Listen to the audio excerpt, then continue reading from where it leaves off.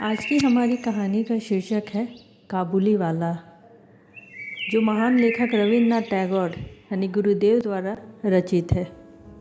मेरे 5 वर्ष की छोटी लड़की मिनी से पल भर भी बात किए बिना नहीं रहा जाता। दुनिया में आने के बाद भाषा सीखने में उसने सिर्फ 1 ही वर्ष लगाया होगा। उसके बाद से जितनी देर तक वो सो नहीं पाती, उस समय का एक भी पल वो चुप्पी में नहीं खोती। उसकी माता बधुआ डांट फटकार कर उसकी चलती हुई जबान बंद कर देती थी, किंतु मुझसे ऐसा नहीं होता था। मिनी का मौन मुझे अस्वाभाविक सा प्रतीत होता था कि मुझसे वह अधिक देर तक सहा नहीं जाता। यही कारण है कि मेरे साथ उसके भावों का आदान प्रदान कुछ अधिक उत्साह के साथ होता रहता है। सवेरे मैंने अपने उपन्यास के 17वें अध्याय में हाथ लगाया ही था कि इतने में मिनी ने आकर कहना आरंभ कर दिया, बाबूजी, रामदयाल कल काक को कौवा कहता था। वो कुछ नहीं जानता ना बाबूजी। विश्व की भाषाओं की विभिन्नता के विषय में मेरे कुछ बताने से पहले ही उसने दूसरा प्रसंग छेड़ दिया। बाबूजी, भोला कहता था आकाश मुंह से पानी फेंकता है, इसी से वर्षा होती है। अच्छा बाबूजी, भोला झूठ कहता है ना? खाली बकबक किया करता है, दिन रात बकता रहता है। इस विषय में मेरी राय कि तनिक भी राह ना देखकर वो चट से धीरे स्वर में एक जटिल प्रश्न कर बैठी, बाबूजी, माँ तुम्हारी कौन लगती है? मन ही मन मैंने कहा, साली, और फिर बोला, मिनी, तू जो भोला के साथ खेल, मुझे अभी काम है। अच्छा। तब उसने मेरी मेज के पार्श्व में पैसे के पास बैठकर अपने दोनों घुटने और हाथों को हिला हिलाकर बड़ी शीघ्रता से मुंह चलाकर अटकन बटकन दही चटा के कहना आरंभ कर दिया, जबकि मेरे उपन्यास के अध्याय में प्रताप सिंह उस समय कंचनमाला को लेकर रात्रि के प्रगाढ़ अंधकार में बंदी गृह के ऊंचे झरोखों से नीचे कलकल करती हुई सरिता में कूद रहे थे। मेरा घर सड़क के किनारे था। सहसा मिनी अपने अटकन बटकन को छोड़कर कमरे की खिड़की के पास दौड़ गई और ज़ोर ज़ोर से चिल्लाने लगी, काबुली वाला, ओ काबुली वाला।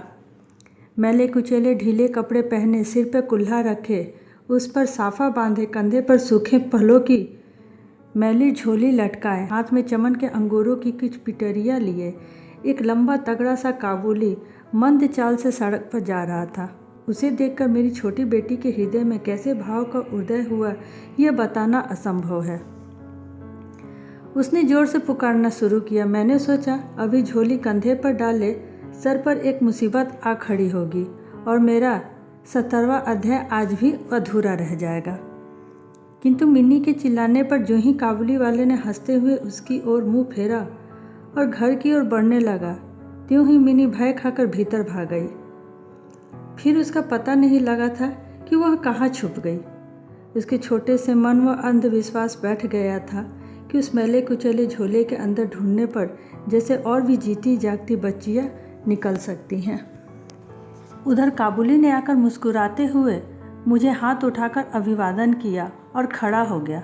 मैंने सोचा, वास्तव में प्रताप सिंह और कंचनमाला की दशा अत्यंत संकटापन्न है, फिर भी घर में बुलाकर इससे कुछ न खरीदना अच्छा न होगा। कुछ सौदा खरीदा गया। उसके बाद उसने इधर उधर की बातें करने लगा। खुद रहमत, रूस, अंग्रेज, सीमांत रक्षा के बारे में गपशप होने लगी। अंत में मैं उठकर जाते हुए उसने अपनी मिली जुली भाषा में पूछा, बाबूजी, आपकी बच्ची कहाँ है? मैंने मिनी के मन में व्यर्थ का भाव दूर करने के लिए अभिप्राय से उसे भीतर से बुलवा लिया। वो मुझसे बिल्कुल लगकर काबुली के मुख पर झोली की ओर संदेहात्मक दृष्टि डालती हुई खड़ी रही। काबुली ने झोले से किशमिश और खुबानी निकाल कर देना चाहा, पर उसने नहीं लिया और दुगुने संदेह के साथ मेरे घुटने से लिपट गई। इसका पहला परिचय इस प्रकार हुआ। इस घटना के कुछ दिन बाद एक दिन सवेरे मैं किसी आवश्यक कार्यवश बाहर जा रहा था। देखूं तो मेरी बिटिया दरवाजे के पास बेंच पर बैठी हुई काबुली से हंस हंस कर बातें कर रही है और काबुली उसके पैरों के समीप बैठा बैठा मुस्कुराता हुआ उन्हें ध्यान से सुन रहा था और बीच बीच में राय मिली जुली भाषा में व्यक्त करता जा रहा था। मिनी को अपने 5 वर्ष के जीवन में बाबूजी के सिवा ऐसा धैर्य वाला श्रोता शायद कभी न मिला हो। देखा तो उसका फिराक का अग्रभाग बादाम किशमिश से भरा हुआ था। मैंने काबुली से कहा, इसे ये सब क्यों दे दिया? अब कभी मत देना, कहकर कुर्ते की जेब से मैंने एक अठन्नी निकाल कर उसे दी। उसने बिना किसी हिचक के अठन्नी लेकर अपनी झोली में रख ली। कुछ देर बाद घर लौटकर देखता हूँ तो उस अठन्नी ने बड़ा भारी उपद्रव खड़ा कर दिया है। मिनी की माँ एक सफ़ेद चमकीला गोलाकार पदार्थ हाथ में लिए डांट डपट कर मिनी से पूछ रही है, तूने ये अठन्नी कहाँ से पाई, ये बता। मिनी ने कहा, काबुली वाले ने दी है। काबुली वाले से तूने अठन्नी कैसे ली, बता। मिनी ने रोने का उपक्रम करते हुए कहा, मैंने मांगी नहीं, उसने अपने आप दी है। मैंने जाकर मिनी की उस अकस्मात मुसीबत से रक्षा की और उसे बाहर ले आया। मालूम हुआ कि काबुली के साथ मिनी की यह दूसरी ही भेंट थी, सो बात नहीं। इस दौरान वो रोज़ आता रहा और पिस्ता बादाम की रिश्वत दे देकर मिनी की छोटे से हृदय पर बहुत अधिकार कर लिया है। देखा कि इस नई मित्रता से बंधी हुई बातों और हंसी की प्रचलित है। जैसे मेरी बिटिया रहमत को देखते ही हंसते हुई पूछती, काबुली वाला, ओ काबुली वाला, तुम्हारी झोली के भीतर क्या है? काबुली, जिसका नाम रहमत था, एक अनावश्यक चंद्र बिंदु छोड़कर मुस्कुराता हुआ उत्तर देता, हाँ बिटिया, उसके परिहास का रहस्य क्या है, ये तो नहीं कहा जा सकता। फिर भी नए मित्र को स्तनिक विशेष खेल सा प्रतीत होता है और जाड़े के प्रभात में एक सयाने और एक बच्ची की सरल हंसी सुनकर मुझे भी बड़ा अच्छा लगता। उन दोनों मित्रों में एक आध बात प्रचलित थी। रहमत मिनी से कहता, तुम ससुराल कभी मत जाना। अच्छा, हमारे देश की लड़कियां जन्म से ही ससुराल शब्द से परिचित रहती हैं, किंतु हम लोग तनिक कुछ नई रोशनी की होने के कारण तनिक सी बच्ची को ससुराल के विषय में विशेष ज्ञानी नहीं बना सके थे। अतः रहमत का अनुराग वह स्पष्ट रूप से नहीं समझ पाती। इस पर भी किसी बात का उत्तर दिए चुप रहना उसके स्वभाव से बिल्कुल ही विपरीत था। उल्टे वो रहमत से पूछती, तुम ससुराल जाओगे? रहमत काल्पनिक ससुर के लिए अपना जबरदस्त घुसा तान कर कहता, हम ससुर को मारेगा। सुनकर मिनी ससुर नामक किसी अनजाने जीव की दुर्व्यवस्था की कल्पना करके खूब हंसती। देखते ही देखते जाड़े की सुहावनी ऋतु आ गई। पूर्व युग में मैं इसी समय राजा लोग दिग्विजय के लिए कूच करते थे। मैं कलकत्ता छोड़कर कभी कहीं नहीं गया, शायद इसलिए मेरा मन ब्रह्मांड में घूमा करता है, यानी मैं अपने ही घर में चिर प्रवासी हूँ। बाहरी ब्रह्मांड के लिए मेरा मन सर्वदा आतुर रहता है। किसी विदेश का नाम आगे ही मेरा मन वहीं पर उड़ान भरने लगता है। इस प्रकार किसी विदेशी को देखते ही तत्काल मेरा मन सरिता, पर्वत, बिहर, वन के बीच एक कुटीर का दृश्य देखने लगता और एक उत्साहपूर्वक स्वतंत्र जीवन यात्रा की बात कल्पना में जाग उठती है। इधर देखा तो मैं एक ऐसी प्रकृति का प्राणी हूँ जिसका अपना ही घर छोड़कर बाहर निकलने से सिर कटता है। यही कारण है कि सवेरे के समय मैं अपने छोटे से कमरे में मेज के सामने बैठकर उस काबुली से गपशप लड़ाकर कुछ भ्रमण का काम निकाल लिया करता था। मेरे सामने काबुल का पूरा चित्र खींच जाता। दोनों ओर उबड़ खाबड़ लाल लाल ऊंचे दुर्गम पर्वत है, रेगिस्तानी मार्ग है, उन पर लदे हुए ऊँटों की कतार जा रही है। ऊंचे ऊंचे साफे बांधे हुए सौदागर और यात्री, कुछ ऊँट की सवारी पर है तो कुछ पैदल ही जा रहे हैं। किन्हीं के हाथों में बर्छा है तो कोई बाबा आदम के ज़माने की पुरानी बंदूक थामे हुए है। बादलों की भयानक गर्जन के स्वर में काबुली लोग अपनी मिली जुली भाषा में अपने देश की बातें कर रहे हैं। मिनी की माँ बड़ी ही वहमी तबीयत की है। राह में किसी प्रकार का शोरगुल हुआ नहीं कि उसने समझ लिया कि संसार भर के सारे मस्त शराबी हमारे ही घर की ओर दौड़े आ रहे हैं। उसके विचारों में यह दुनिया उस छोर से इस छोर तक चोर, डकैत, मस्त शराबी, सांप, बाघ, रोग, मलेरिया और तिलचट्टे और अंग्रेजों से भरी पड़ी है। इतने दिन हुए इस दुनिया में रह भी उसके मन का यह रोग दूर नहीं हुआ। रहमत काबुली की तरफ से वो निश्चिंत नहीं थी। उस पर विशेष नज़र रखने के लिए वो मुझसे हमेशा अनुरोध करती रहती। जब मैं उसके शक को परिहास के आवरण से ढकना चाहता तो वो मुझसे एक साथ कई प्रश्न पूछ बैठती। क्या कभी किसी का लड़का नहीं चुराया गया? क्या काबुल में गुलाम नहीं बिकते? क्या एक लंबे तगड़े काबुली के लिए एक छोटे बच्चे का उठा ले जाना असंभव है? इत्यादि। मुझे मानना पड़ता है कि यह बात नितांत असंभव हो सो बात नहीं, पर भरोसे के काबिल भी नहीं। भरोसे करने की शक्ति सब में समान नहीं होती। अतः मिनी की माँ के मन में भय ही रह गया, लेकिन केवल इसी बिना पर किसी दोस्त के रहमत को अपने घर में आना मना न कर सका। हर वर्ष रहमत माघ मास में लगभग अपने देश लौट जाता था। इस समय वो अपने व्यापारियों से रुपया पैसा वसूल करने में तल्लीन रहता। उसे घर घर दुकान दुकान घूमना पड़ता। फिर भी मिनी से उसकी भेंट एक बार अवश्य हो जाती। देखने में तो ऐसा प्रतीत होता है कि दोनों के मध्य किसी षड्यंत्र का श्री गणेश हो रहा था। जिस दिन वह सवेरे नहीं आ पाता, उस दिन देखूँ तो वह संध्या को हाजिर है। अंधेरे के घर में कोने में ढीले ढाले पैजामा पहने झोली वाले लंबे लंबे तगड़े आदमी को देखकर सचमुच ही मन अचानक भर सा पैदा हो जाता था। लेकिन जब देखता हूँ कि मिनी ओ काबुली वाला पुकारती हुई हंसती हंसती दौड़ी जाती और दो भिन्न भिन्न आयु के असम मित्रों में वही पुराना हास परिहास चलने लगता, तब मेरा सारा हृदय खुशी से नाच उठता था। एक दिन सवेरे में अपने छोटे कमरे में बैठा हुआ नई पुस्तक के प्रूफ देख रहा था। जाड़ा विदा होने से पूर्व आज 2-3 दिन खूब जोरों से अपना प्रकोप दिखा रहा था। जिधर देखो उधर उस जाड़े की ही चर्चा थी। ऐसे जाड़े पाड़े में खिड़की में से सवेरे की धूप नीचे मेरे पैर पर आ पड़ी। उसकी गर्मी मुझे अच्छे प्रतीत होने लगी। लगभग 8 बजे का समय होगा। सिर से मफलर लपेटे उषाचरण सवेरे की सैर करके घर की ओर लौट रहे थे। ठीक इसी समय राह में एक बड़े जोर का शोर सुनाई दिया। देखूँ तो उस समय रहमत को 2 सिपाही बांधे लिए जा रहे थे। उसके पीछे बहुत से तमाशाई बच्चों का झुंड चल रहा था। रहमत के ढीले ढाले कुर्ते पर खून के दाग हैं और एक सिपाही के हाथ में खून से लथपथ छुरा।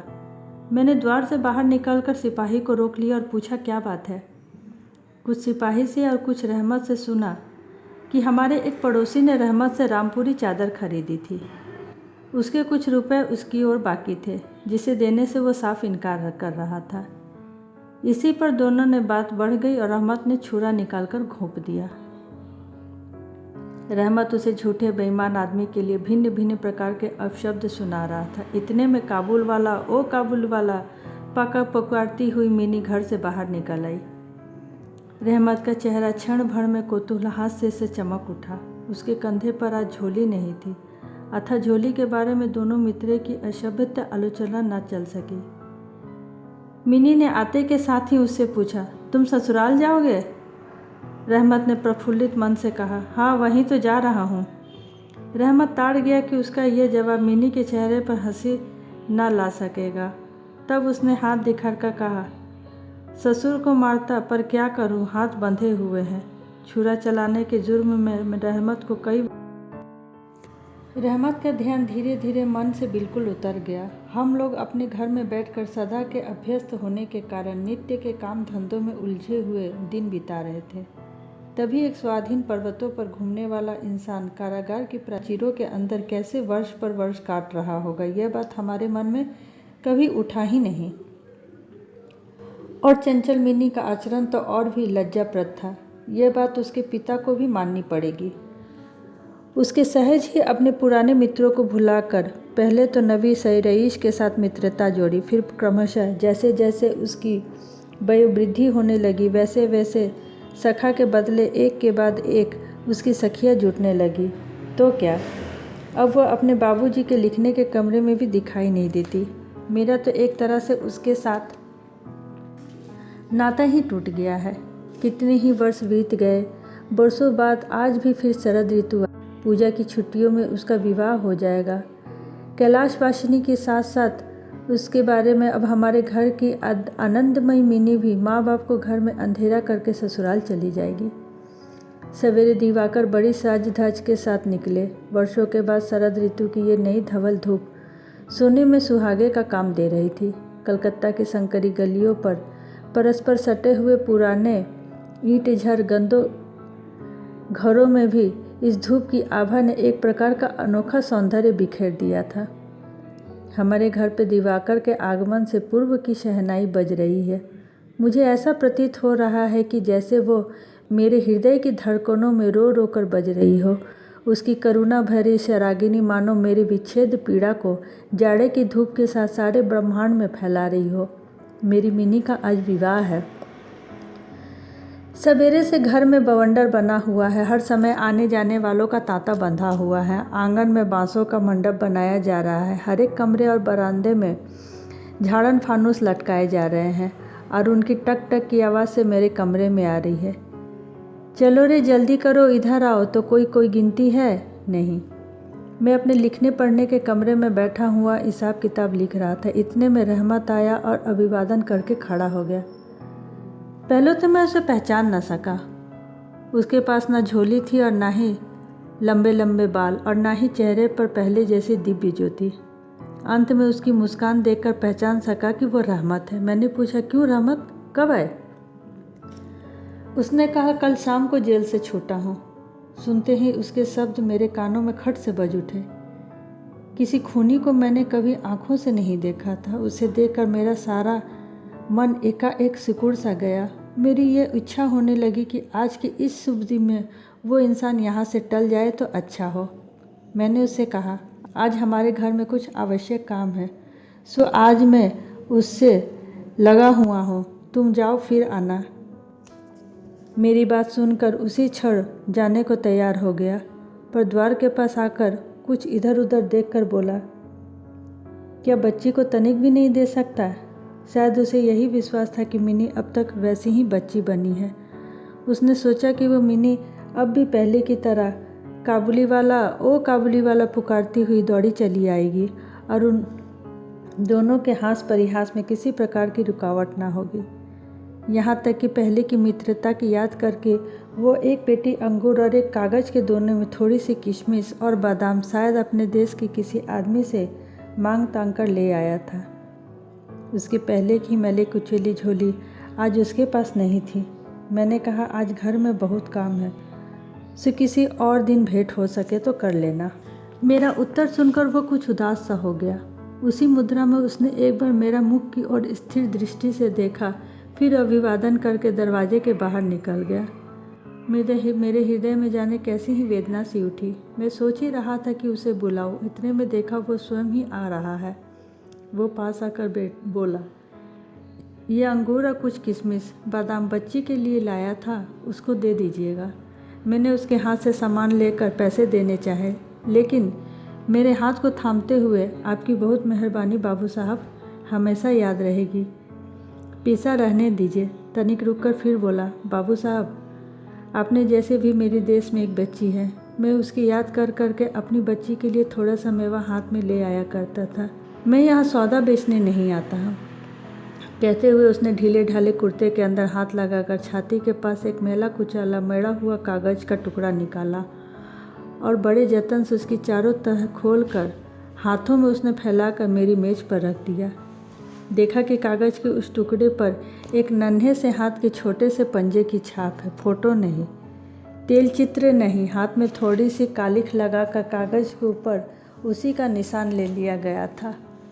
अपनी बेटी के इस स्मृति पत्र को छाती से लगाकर रहमत हर वर्ष कलकत्ते के गली कूचों में सौदा बेचने के लिए आता है, और तब वो कालिक चित्र मानो किसी बच्ची के हाथ का कोमल स्पर्श उसके पिछड़े हुए विशाल वक्ष स्थल में अमृत उडेलता रहता है।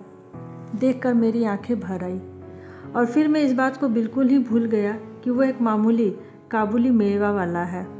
मैं एक उच्च वंश का रईस हूँ। तब मुझे ऐसा लगने लगा कि जो वो है वो ही मैं हूँ। वो भी एक बाप है और मैं भी। उसकी पर्वतवासिनी छोटी बच्ची की निशान मेरी ही मिनी की याद दिलाती है। मैंने तत्काल ही मिनी को बाहर बुलवाया। हालांकि इस पर अंदर घर में आपत्ति की गई।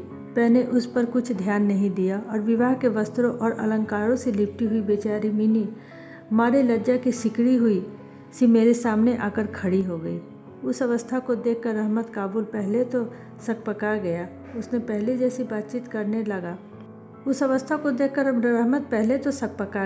पहले जैसी बातचीत न करते बना। बाद में हंसते हुए बोला, लल्ली, सास के घर जा रही हो क्या? मिनी अब सास का अर्थ समझने लगी थी, अतः अब उससे पहले की तरह उत्तर देने न बना। रहमत की बात सुनकर मारे लज्जा के उसके कपोल लाल हो उठे। उसके मुंह को फेर लिया। मुझे उस दिन की याद आई जब रहमत के साथ मिनी का प्रथम परिचय हुआ था। मन में एक पीड़ा की लहर दौड़ गई। मिनी के चले जाने के बाद एक गहरी सांस लेकर रहमत फर्श पर बैठ गया। शायद उसकी समझ में यह बात एकाएक साफ हो गई कि उसकी बेटी भी इतनी ही बड़ी हो गई होगी और उसके साथ भी उसे अब फिर से नई जान पहचान करनी पड़ेगी। संभवतः वह उसे पहले की जैसे नहीं पाएगा। इन 8 वर्षों में उसका क्या होगा कौन जाने। सवेरे के समय शरद की स्निग्ध सूर्य किरणों की शहनाई बजने लगी और रहमत कलकत्ता की एक गली के भीतर बैठा हुआ अफगानिस्तान के मेरू पर्वत का दृश्य देखने लगा। मैंने एक नोट निकालकर उसके हाथ में दिया और कहा, रहमत, तुम देश चले जाओ अपनी लड़की के पास। तुम दोनों के मिलन सुख से मेरी मिनी सुख पाएगी। रहमत को रुपए देने के बाद विवाह के हिसाब में मुझे उत्सव समारोह के एक एक अंग छाँट कर काट देने पड़े। जैसे मन में थी वैसी रोशनी नहीं कर सका। अंग्रेज बाजा भी नहीं आया था। घर में औरतें बड़ी बिगड़ने लगी। सब कुछ हुआ, फिर भी मेरा विचार है कि आज एक अपूर्व ज्योत्सना ने हमारा शुभ समारोह उज्जवल हो उठा।